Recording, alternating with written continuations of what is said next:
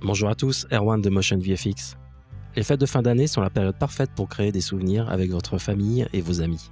Dans ce nouveau tutoriel, nous allons voir comment créer et partager vos souvenirs à partir de vos films en utilisant M-Code Frame, plugin pour Final Cut Pro 10. Mais avant tout, voyons le résultat final.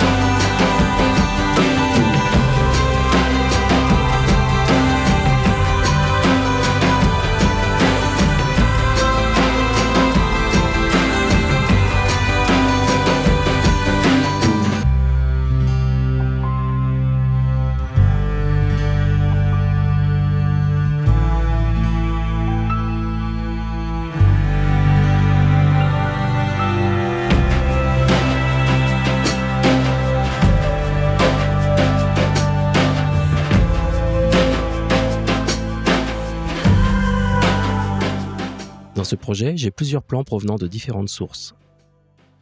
Certains sont en Rec 709, d'autres en log, avec des couleurs et des luminances différentes. J'ai utilisé mFilmLook pour m'aider à unifier tous les plans et ajouter le même look pour la nuit de Noël. J'ai appliqué le pré-réglage Chill qui ajoute une atmosphère plus chaleureuse aux différents plans. J'ai personnalisé l'effet flou de lentille, lens blur, pour chaque plan afin de toujours avoir le bon élément net. L'effet Barscope a permis d'unifier les différents ratios des différents plans. En parallèle de mFilmLook, j'ai utilisé le plugin M-Code Frame pour ajouter des effets d'image, d'effets de lumière et de titrage. Lorsque M-Code Frame est installé, vous pouvez le sélectionner dans la bibliothèque des titres. Dans M-Code Frame, vous allez trouver différents effets utilisant de 1 à 4 sources en entrée. En fonction du nombre de sources utilisées, vous allez pouvoir avoir différents types d'animations. Avec l'effet Custom, vous pouvez créer de zéro votre propre effet. Il y a aussi des effets superposables comme des arrière-plans, des effets de lumière, de colorisation, d'effets de film, de modèles d'image, de scratch comme des rayures et des effets d'image fixe. Vous disposez aussi de 4 titres ayant des rôles différents. Chaque titre a ses propres animations et effets. Pour commencer simplement, je vais ajouter un titre. Dans l'inspecteur, je vais modifier le texte, changer la position et la taille. Je vais aussi réduire l'espace entre les deux lignes. Avec ce titre, nous avons accès à de nombreux effets. On a accès aux paramètres de couleur, de l'effet de flou de mise au point, des effets de tremblement et des animations en entrée et en sortie.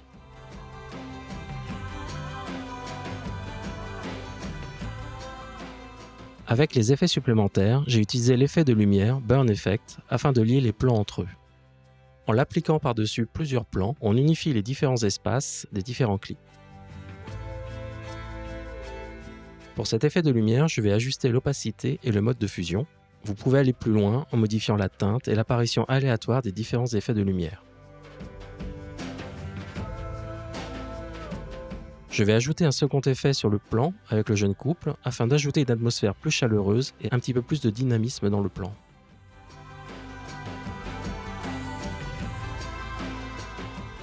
Dans la bibliothèque, je vais aller dans la section pour une source. Je peux prévisualiser les différentes animations directement dans la bibliothèque en écrémant les vignettes avec le curseur. Je vais sélectionner le premier et le glisser au-dessus de mon plan.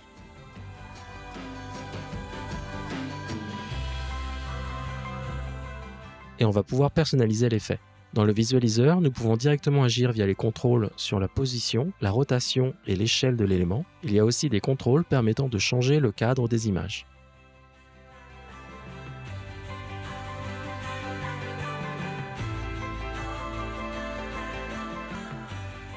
Dans l'inspecteur, nous avons des paramètres supplémentaires. Nous allons pouvoir zoomer dans le contenu,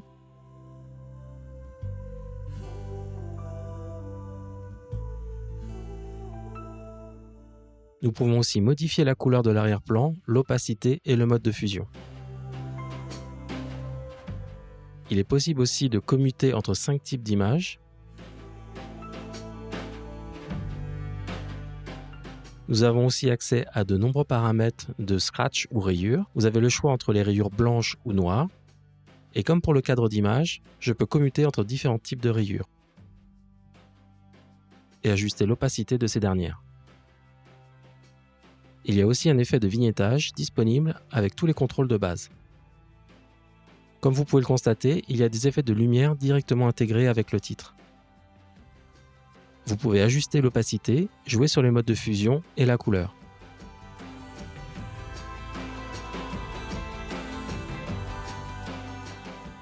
La dernière section des paramètres est dédiée aux effets animés comme le défocus,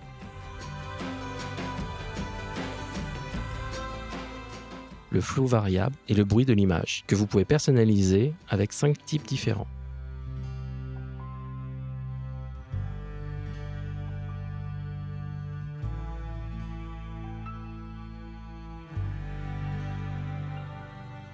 Il y a aussi les contrôles pour la correction de couleurs avec lesquels vous pouvez ajuster les niveaux et la balance des couleurs, très utile pour affiner le rendu final des effets.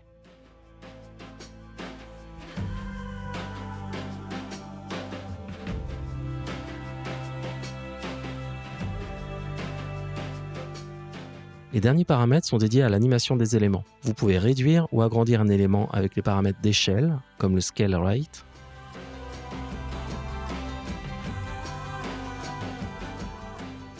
Le paramètre Wriggle va permettre de créer des micro-animations de tremblements aléatoires. Je suis satisfait de ces réglages, je vais ajouter un titre par-dessus. Je vais ajuster la durée, la taille et la position.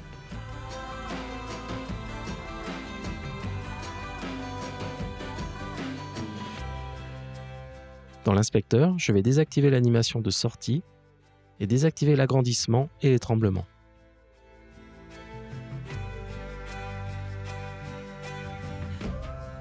Pour le plan suivant, celui avec les grands-parents, je vais ajouter un effet M-Coda Frame avec 2 sources, car j'ai 2 angles de prise de vue lorsqu'ils dansent. Je choisis l'effet numéro 16, avec lequel il y a une image qui couvre la seconde. J'ajuste la durée et désactive l'animation de sortie. Par défaut, les 2 sources sont des images fixes, mais aussi on peut décider de retrouver le format vidéo. Pour cela, il suffit de désactiver le paramètre Slide Still Frame. Pour ce projet, je voudrais que l'image de fond soit fixe et la plus petite image au-dessus soit une vidéo. Si vous voulez afficher une image précise, cela est très facile. Il suffit de sélectionner la bonne image avec le curseur du paramètre Still Frame Slider. Vous pouvez aussi placer la tête de lecture sur la bonne image et cliquer sur le bouton noir Set Current Frame. Je vais choisir une image où on voit les 2 personnes sourire. Maintenant, je vais agrandir l'image et ajuster la position directement depuis le visualiseur.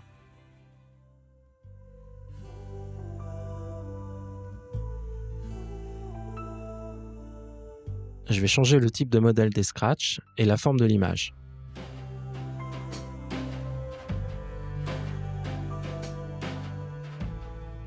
Pour le second élément, je vais commuter le type d'image d'arrière-plan de background vers zone de dépôt, drop zone. Dans le navigateur d'événements, je vais choisir le bon clip, celui-ci, et je clique sur Appliquer. J'ajuste la taille du plan. Et comme pour cet élément, je veux une vidéo et non une image fixe, je vais donc désactiver le paramètre Still Frame Rate. Je vais ajuster le type de cadrage et des scratchs.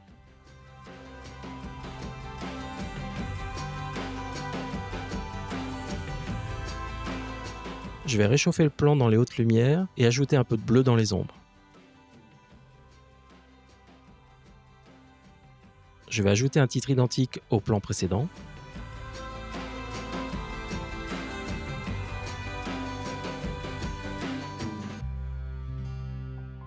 Pour le dernier plan, je vais afficher les 3 derniers couples principaux.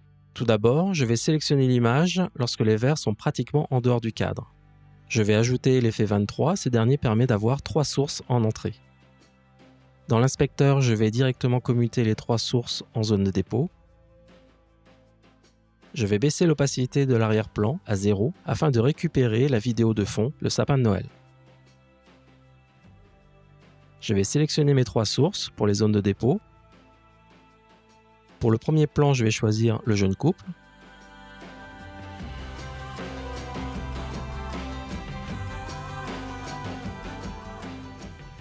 J'ajuste la taille et la position pour que les 2 personnes apparaissent à l'écran. Je vais étalonner le plan avec les paramètres de balance des couleurs. Pour le deuxième plan, je vais choisir la jeune fille avec son chien. Je vais désactiver la 3e zone de dépôt pour mieux voir la seconde source. Puis, j'ajuste la taille et un léger étalonnage pour unifier les sources.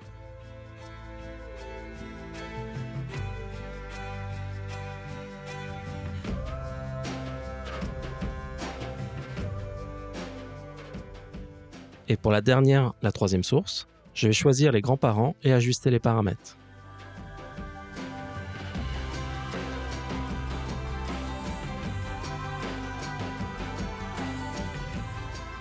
Maintenant, j'ai les 3 images, je vais pouvoir ajouter les noms. Je vais utiliser le même titre que précédemment et ajuster les paramètres pour les 3 images. Pour les 3 titres, je vais enlever les animations d'échelle et de tremblement pour éviter trop de mouvements. Pour conclure, je vais mettre un dernier titre, Merry Christmas. Sur chacune des images, il y a un effet Burn Effect, mais pas sur l'arrière-plan, et cela est un petit peu bizarre. C'est pour cela que je vais ajouter un effet Burn Effect sur l'arrière-plan en dessous des titres. Je réduis légèrement l'opacité. Voilà, c'est mieux comme ça. L'effet de lumière Burn s'applique normalement au-dessus de mon effet M-Film Look, et par conséquent est au-dessus de mes barscopes, ce qui n'est pas trop top en fait pour mon effet. Pour résoudre ce problème, je vais sélectionner tous les éléments dans mon projet et je vais créer un plan composé. Sur le plan composé, je vais ajouter de nouveau un effet M-Film Look et je vais activer uniquement les barscopes. Voilà, le problème est donc résolu. Je peux constater qu'il y a un problème avec le plan du vieux couple. Le plan est un petit peu trop grand. Ce n'est pas trop grave car je peux retourner à tout moment dans mon plan composé et ajuster les réglages pour ajuster la taille de l'ensemble.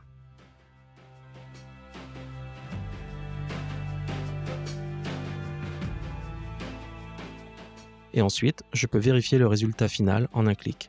Comme vous venez de le voir, mCodaFrame est l'outil idéal pour donner facilement et rapidement à vos plans un look rétro et ainsi magnifier vos souvenirs. Pour plus d'informations, je vous invite à visiter le site de MotionVFX à motionvfx.com. N'oubliez pas de vous abonner à la chaîne YouTube de MotionVFX pour plus de tutoriels. Merci de votre attention et bonne fête à tous. Ciao ciao, bye bye.